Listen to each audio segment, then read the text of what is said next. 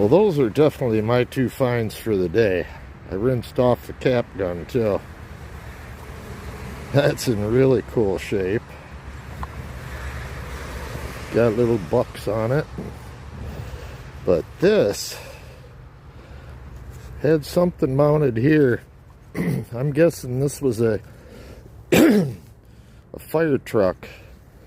Still got the grill and the headlights. Still has the axles, no wheels. But that is cool.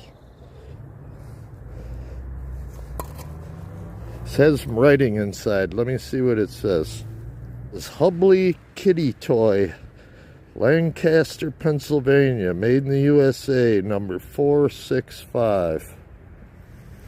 So it's a Hubley. I'll have to do a little research on that one.